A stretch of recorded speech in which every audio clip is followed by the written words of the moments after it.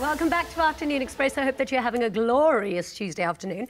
So we are back with TV and radio host Relebohile Mabotja, business owner Tshepiso Phoza, and best-selling author Timothy Maurice to gain further insight on how they've overcome challenges in their lives in order to get where they are today. Welcome back to the show. Thank you. So, you know, you were saying that some of the best radio breakfast shows are now women in South Africa. You, of course, are one of the only women in Fuel.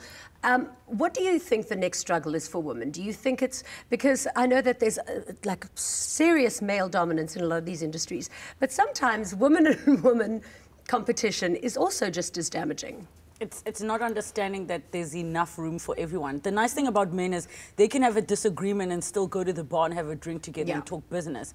We'll have a disagreement, that's it. We don't have that thing where we're like, hey man, I see what you're trying to do, how can I support you? It's there in drips and drabs, but we don't really come together. I wish we were able to separate that part of our, like have a bit of a different type of emotional approach to our relationships, which men do quite well. Hence they can do the boys club thing and exclude us, Timothy. Yeah, we need to work on that. Yeah, it goes back to the puller-up syndrome. We need to start pushing movements like that. Let's do seminars and see each other and, you know, meet different women in different industries and create more platforms for women to come together and join hands.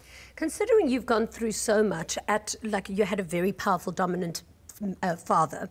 Then you had, you know, you dated men that were oppressive and domineering and abusive towards you. How did you then overcome that kind of beating down by men in every aspect of the word and rise above it to be strong, independent, sassy, and your own woman and not broken by it? I think it goes back to chapter 5 in Fueling Futures. It's called Self-Love Fuel. I started realizing that I need to love myself more. And how do I do that? I do that by actually starting to take control of what I allow. So certain things we also have a role to play. Sure. And I think that you need to start loving yourself enough to know that it's enough. But we hear that. We hear about self-love. We hear about self-care. What does that look like? What are the daily things that you're doing in your life to really care for yourself to grow? And for you as well, because this is for men as well. But you know, I wanted to say what's so critical about what you said about not being broken down. Sometimes our perception is being broken down as a bad thing. Sometimes you really need to be broken to be rebuilt. So I had moments where I was like, oh my goodness, I don't know what I'm doing with my life. If that didn't happen, I wouldn't have pushed myself as far as I did. So sometimes you do need to be pushed to that point to start saying, how do I show love to myself the way I show love to others? So to pick up on the self-love, it's like, is it taking myself for a massage? Is it changing my self-talk and the conversations I'm having in my head? Like when I'm sitting next to Timothy, I'm like, oh my gosh, I'm so intimidated. Or I'm like, oh, he better be lucky that I'm sitting next to him. You know, it's like changing your own narrative in what's happening in here, because your state of mind is your biggest asset. And for you, what did it look like for you? Oh, on my side, I just think that it's important that we just we keep refueling, and we're all running on empty. Sorry, but I'm Can we please have the petrol already? In my case, I need diesel, please. Can we have the diesel? You know, in Fueling Futures, we speak about the spiritual fuel, we speak about a mental fuel and emotional fuel. I think it's to constantly keep refueling. I mean, right now I'm here, I'm sitting with dynamic people, and I'm refueled already. So every day will have its own challenges, but it's about constantly keeping on going, like consistency and believing in yourself and not expecting other people to believe in you. It's expecting you to believe in you first. Give it to me, feel me. You know, Diesel me. You feel me? You know, I think one of the biggest things, you know, with the onslaught of stuff that's coming our way, all the stimuli, is to love yourself enough to go, no matter how much I love you, Jenny, I can be in love with you. I need my space and my time. We've only met a few times. No. But thank you. No, but I felt the connection, and I'm trying to... You said the same thing to me, girl. Don't buy it. No, but the idea to be able to carve out space. Now, let me give you an example. So, when I decided I'm going to take a chunk of my savings and go back to school to study, I wanted to explore this idea of neuroscience a bit more. And it almost finished me, a relationship, and almost everything in my life. That was putting myself at the core, knowing that I'm risking a lot. And in that moment of saying that I'm willing to sort of put myself in a situation where I need to invest in myself to grow, that is a deposit of love. No, but to be able to translate that, but to also contextualize it and say, Jenny, we're still going to go on our holidays. We're still going to do the things you love as well. But here's where it fits on my timeline. I can't love myself to a point where I discount our relationship that we're building now after this show. Well, we're not going to afford the holidays. Girl, I feel like this is our cue.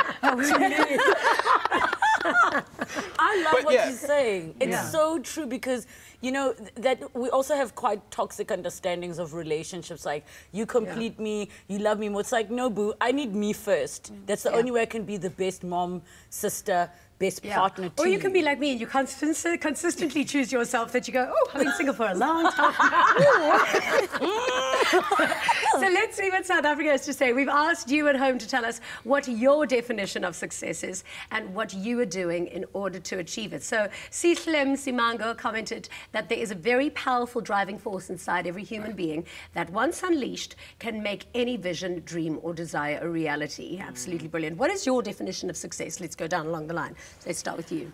On my side, success is about reaching your own personal goals and being complete, being, you know, satisfied with yourself. You're not competing with other people. The best competition should be yourself. You must work daily to be a better you. And success for me is also helping and healing other people.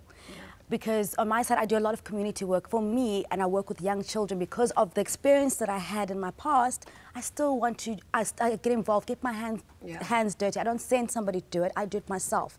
I go there, and I've got 426 children where we do feeding scheme, skills development, HIV awareness. For me, success is building other people that don't have those platforms. Well, you've got a responsibility when you're successful to do that for other people. Beautiful answer. What about you?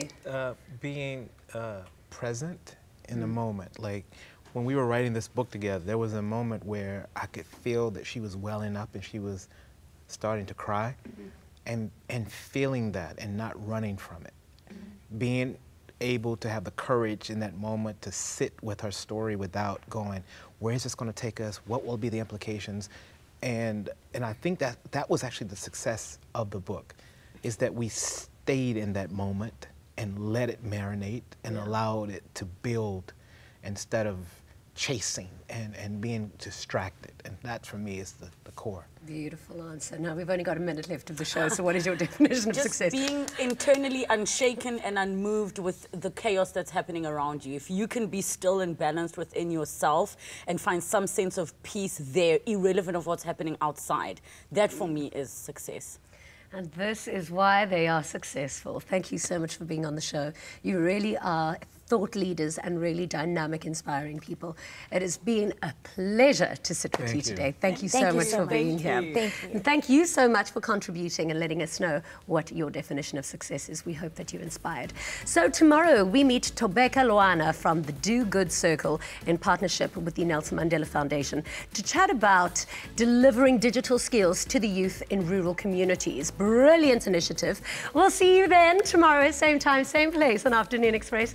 Until then, good night and God bless. Mwah.